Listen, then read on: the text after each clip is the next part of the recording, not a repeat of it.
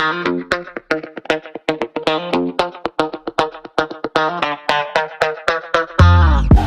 everyone, welcome back to Secret Studio. My name is G and I'm super excited about the guest that we're going to have on today. Our guest has actually brought in a session that we're allowed to show, and it's a really big record. He's produced it, he's mixed it. He's done a lot of stuff on the record and a lot of cool stuff out there as well.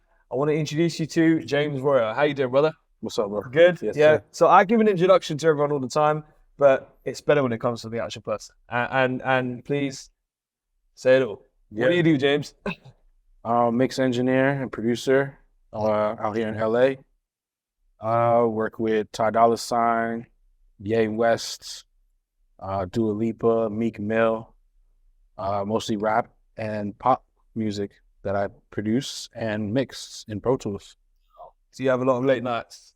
Yeah, I love the late night. I'm the late guy. For sure. Nice, man. It must be pretty, I won't say difficult, but it must be pretty hard to like manage so many records and stuff like that, and deadlines. And, Yeah. you know, but I want to jump into kind of just really briefly, like your experience with, obviously Pro Tools or Mboxes, whatever it may be, but like, when did you first kind of become familiar with kind of Pro Tools, and how did it kind of help you towards your journey of mixing awesome records like this? Yeah, I first got into music, producing with Reason. Mm-hmm. And shortly after, I found Pro Tools, and I just thought it was like the coolest thing. I got a 003. I don't know if you remember that. I'm that old. Yeah. But yeah, Control Surface. Just Pro Tools, the way it sounded. At the time, I didn't really know how it sounded, but doing this years, there's no other way to get the mix to sound as good as Pro Tools can make it. The automation, the best automation in my opinion. Yeah. Very easy to use. And the plugins, like Avid Heat.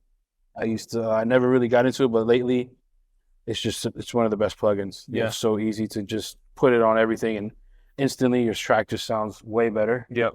So Avid Heat I love.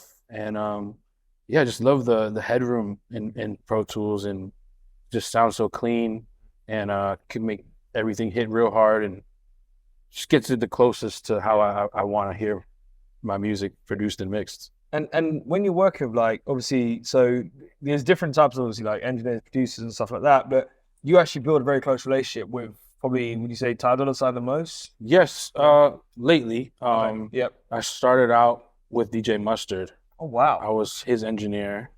Like I said, I started off producing my own, but then I went to school for engineering, and I started engineering for Mustard like every day, and learned a lot doing that, and I got a chance to mix a lot of big records.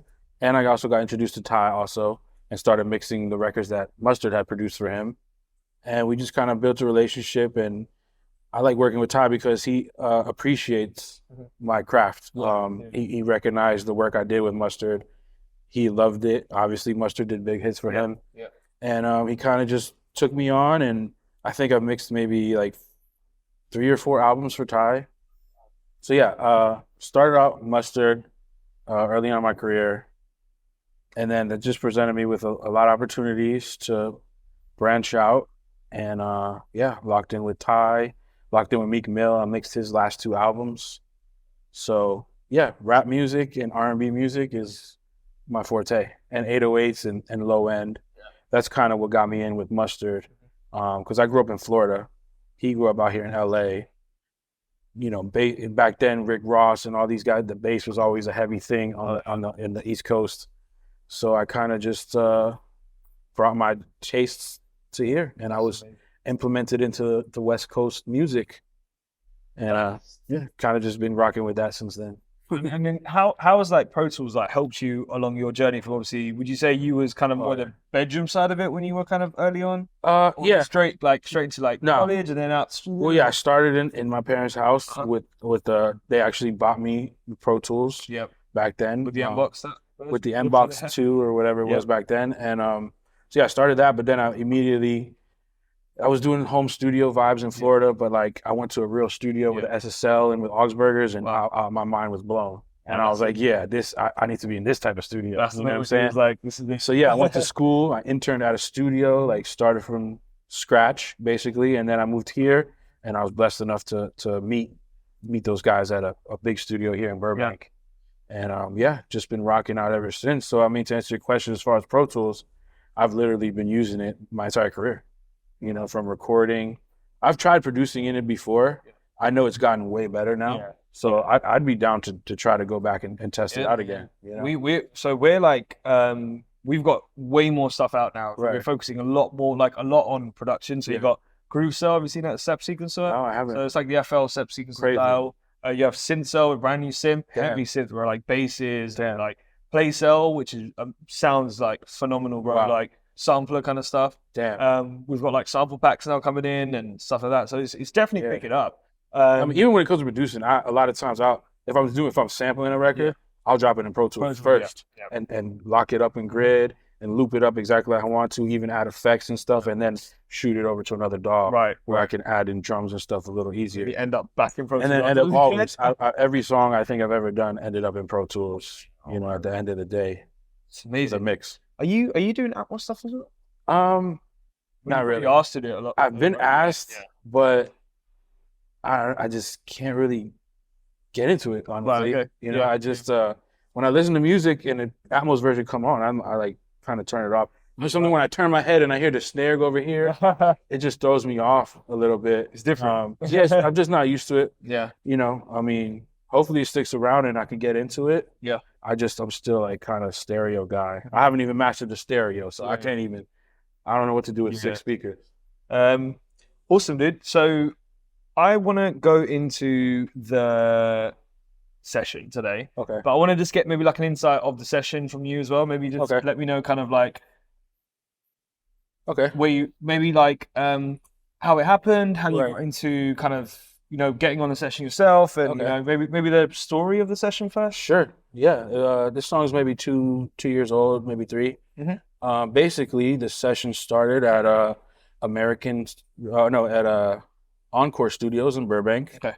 A lot of times Ty will set up in the control room and I'll go in the vocal booth and I set up a little production mixing rig back there. Because Ty is the type of artist that he's just faster to record himself rather than tell you to do 100 things. He'll just do it. He's been using Pro Tools also a long time, so he knows how to use it really well. And so I started in the back with a producer friend of mine named Weston Weiss. He's a great instrumentalist player. So yeah, we started this track in Burbank. Basically started, my friend Weston played this guitar loop. You know, parts reversed in the front. Basically what I did, I just sped it up a lot. You know, typical, the West Coast tempo is like 100. This was real slow at first, like 60. So we just sped it up and then started adding drums to it. Probably started with 808. And then, we did the track in FL Studio, but once we brought it into Pro Tools, we have a couple EQs here, which typically I really don't do this, but for some reason, I felt like we needed that 200 area. It needed to cut through more.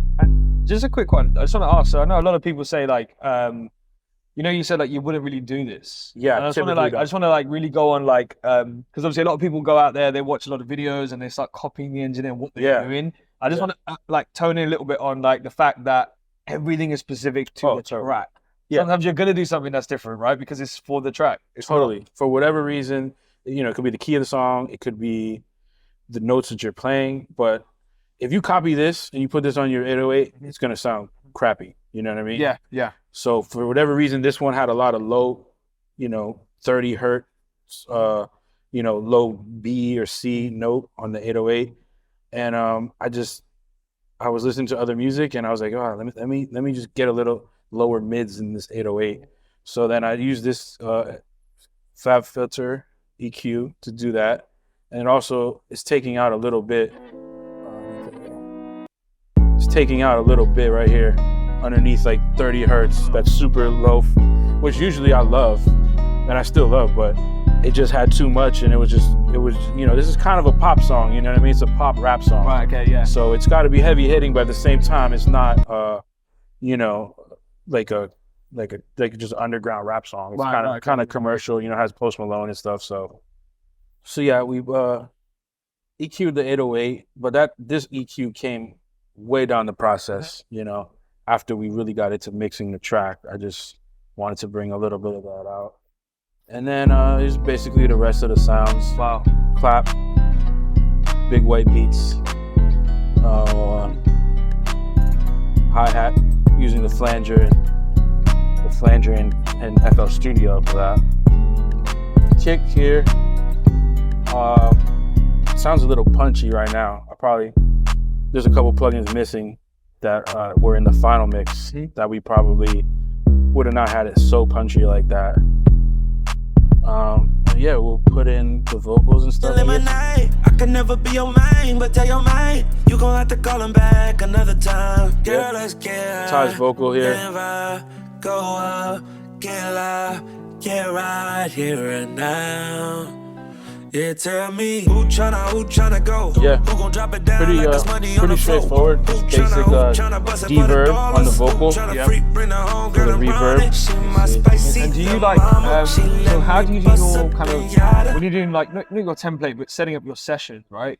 You kind of send all your vocals to like a vocal verse, and then add throws on there, and kind of. It depends how many vocals I have. I try to keep it as simple as possible. Yeah.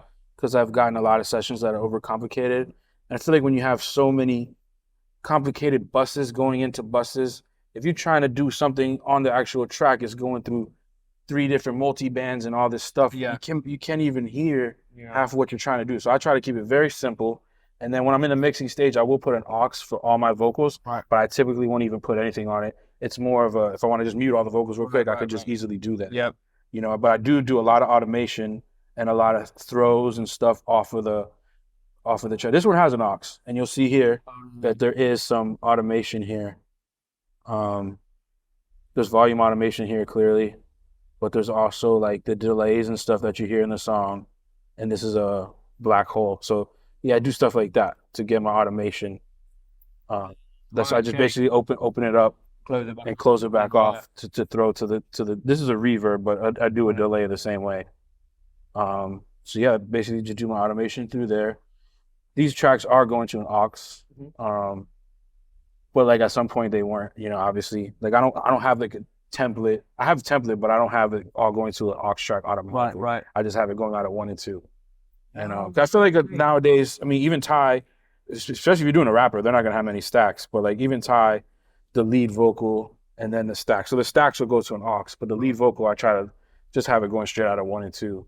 Until, you know, maybe very far down the line. But definitely during the recording process, it keeps it more simple. Less chances of delay and weird things happening, you know, compensation type stuff. Oh, 100%. I mean, it even though it's such a big song and it's so complex, I can read it and understand it, which is the most important thing. So I get what you mean by the whole simple and keeping it. Yeah. You know, sometimes you look at sessions, they're like so many, man. You got 4 vocal things and it's like, you're trying to add a little bit of 1K to a vocal, it's running into a multi-band that's taking it down. So you're like overdoing it. Yeah. Where if you have less, you can boost 1 dB of 1K and you're going to hear that clearly. You know what I mean? So I think it just makes it easier for the engineer, honestly.